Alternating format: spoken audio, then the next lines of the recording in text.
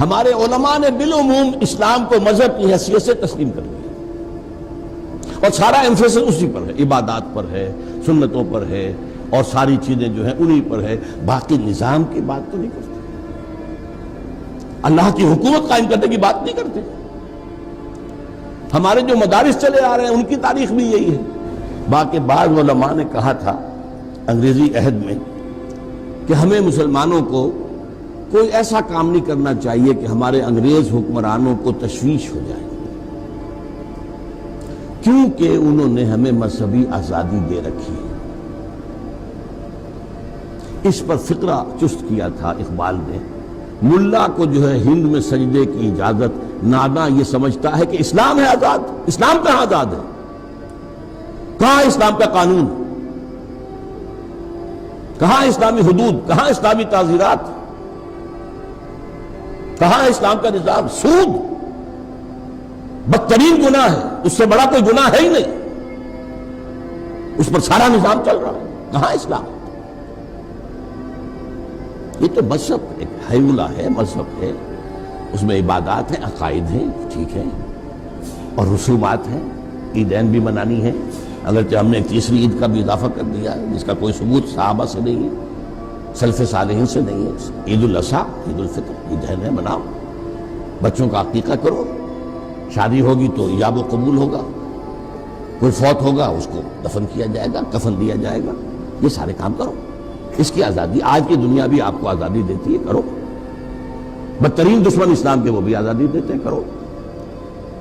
لیکن اسلام بحیثیت دین یہ ہمارے ذہنوں سے، ہمارے عوام کی 99% اکثریت کے ذہنوں سے نکل چکا، اور ہمارے علماء جو ہیں، روایتی علماء، وہ جو میں ابھی رینڈ کارپوریشن کے حوالے سے کہہ رہا تھا کہ ایک فنڈامنٹلسٹ ہے جو اسلام کو نظام سمجھتے ہیں، اور ایک ٹریڈیشنلسٹ ہیں، روایت پسند، وہ جو قال اللہ و قال رسول مدارس میں کر رہے ہیں، تو ان کا تصور جو ہے اس کے اندر وہی مذہب کا تصور ہے، اس کی دفاع کے لیے وہ کھڑے ہو جاتے ہیں، اور اس کے لیے بڑی تحریکیں بھی چل سکتی ہیں، قربانیاں بھی دیتے ہیں، لیکن اسلام کو بحیثیت دین دوبارہ قائم کرنے کی طرف ان کی توجہ نہیں ہے۔ اس کے لیے یہ کہ جب اقبال نے آواز اٹھائی اسلام کا دوبارہ غلبہ دنیا میں ہوگا، ملت اسلامیہ کی جو ہے وہ تجدید ہوگی، نکل کے صحرا سے جس نے روما کی سلطنت کو الٹ دیا تھا، سنا ہے یہ قدسیوں سے میں نے، وہ شیر پھر ہوشیار ہوگا، اور سبق پھر پر شجاعت کا، عدالت کا، صداقت کا لیا جائے گا، تو اس سے کام دنیا کی امامت کا۔ مسلمان کا کام ہے دنیا کی امامت، اللہ کا ماننے والا وہ ہے، اللہ کا نائب وہ ہے، دنیا کی امامت اس کا حق ہے، نہ کہ کفار کا اور مشرکین کا اور ملحدین کا۔ یہ جو جذبہ تھا اس نے پھر پورے عالم اسلام میں شکلیں اختیار کی، تحریکوں کی، کہ اسلام کو ایک نظام کی حیثیت سے قائم کرنے کی جد و جہد کی جائے۔ انڈونیشیا میں مسجوبی پارٹی کا نام آپ نے سنا ہوگا، بہت بڑی پارٹی تھی۔ یہ جو ہندوستان تھا جو اب پاک و ہند جسے ہم کہتے ہیں، اس میں جماعت اسلامی مولانا مودودی کھڑے ہوئے اسی بات کو لے کر۔ اس سے پہلے ابوالکلام آزاد کھڑے ہوئے تھے، حزب اللہ 1913 میں قائم کی تھی، اخوان المسلمون کھڑے ہوئے مصر کے اندر۔ ان تحریکوں نے کام کیا، اور اس کا اثر آج کیا ہے کہ مسلمانوں کے پڑھے لکھے طبقے میں اب ایک بڑی کثرت کے ساتھ یہ بات پھیل چکی ہے کہ اسلام ایک نظام ہے۔ It's not only a religion, it's a complete code of life, complete system of life، یہ نظام حیات ہے مکمل۔ لیکن ان تحریکوں سے بعض ایسی غلطیاں سرزد ہوئیں جس کی وجہ سے یہ تحریکیں کامیاب نہیں ہو سکیں۔ دو غلطیوں کی میں کا اشارہ کروں۔ ایک تو انہوں نے ٹیکن فار گرانٹیڈ لے لیا کہ جب ہم مسلمان ہیں تو ایمان تو ہے، یہ بات بہت بڑا مغالطہ ہے۔ اسلام اور ہے، ایمان اور ہے۔ اسلام تو ہمیں موروثی طور پر مل گیا، مسلمان ماں باپ کے گھر پیدا ہو گئے، پیدا ہوتے ہی دانے کان میں اذان، بائیں میں اقامت، اسلام تو مل گیا۔ ایمان تو یوں نہیں ملتا۔ اب پوزیشن تو اصل میں یہ ہے کہ قالت الاعراب آمنا قل لم تؤمنوا ولکن قولوا اسلمنا.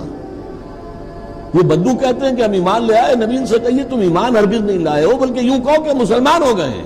ابھی تک ولما يدخل الایمان فی قلوبکم، ابھی تک ایمان تمہارے دلوں میں داخل نہیں ہوا. یہ کیفیت ہے آج امت مسلمہ کی اکثریت کی. اب اس میں شاید آپ ناراض ہو کہ یہ کیا کہہ رہا ہے کہ اکثریت مسلمانوں کی مومن نہیں ہے. مسلم ہے، مسلم ہے. اس لیے اکثریت مسلمانوں کی اگر مومن ہوتی تو مسلمان دنیا میں ذلیل و خوار نہیں ہو سکتا تھا. وَلَا تَهِنُوا وَلَا تَحْزَنُوا وَأَنْتُمُ الْأَعْلَوْنَ إِن كُنتُم مُؤْمِنِينَ. اے مسلمانوں گھبراؤ نہیں، افسوس نہ کرو، ہمارا وعدہ ہے اگر تم مومن ہوگے تو تم ہی سب سے بلند ہوگے. تو آج تو ہم بلند نہیں ہیں. بلند تو امریکہ ہے، بلند تو برطانیہ ہے، بلند تو یورپ ہے، یورپین یونین ہے، چائنا ہے، رشیا ہے. بلند تو یہ ممالک ہیں. G7 G8 G9 G11 G13 G15 وہ لوگ بیٹھتے ہیں اور دنیا کے معاملات طے کرتے ہیں، اور ان میں سے کسی میں نہ G7 میں نہ G15 میں کوئی مسلمان ہے ہی نہیں. نہ ہم نہ 3 میں نہ 13 میں. ہماری حیثیت کیا ہے؟ اور آج جو پٹائی ہو رہی ہے امت مسلمہ کی، جو عذاب آ رہا ہے اللہ تعالیٰ کی اجازت سے آ رہا ہے. اللہ کی اجازت کے بغیر تو پتہ تک نہیں جنبش کھاتا. کیوں آ رہا ہے؟ ہم مجرم ہیں. ہم نے آزاد ہونے کے بعد آج تک کسی مسلمان ملک میں اسلامی نظام قائم نہیں کیا، دین کو قائم نہیں کیا. جو آزاد ہوا اس نے یا قبلہ بنا لیا واشنگٹن کو یا بنا لیا ماسکو کو. اسلام کہیں نہیں آیا.